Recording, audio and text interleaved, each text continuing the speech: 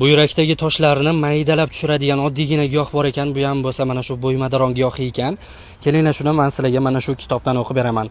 Xalq tabobatida bo'ymadaron o'ti va gullaridan tayyorlangan qaynatmalari qon to'xtatuvchi, jarohatlarni bitiruvchi, isitma tushiruvchi vosita tariqasida sil va me'da ichak kasalliklarida qo'llaniladi. O'rta Osiyo xalq tabobatida bu o'tning gullaridan tayyorlangan qaynatmani gepatit, podagra, revmatizm, sil, astma kasalliklarida ishlatish, ishtaha ochadigan, siydik haydaydigan va qon to'xtatadigan vosita tariqasida buyurish tavsiya etiladi.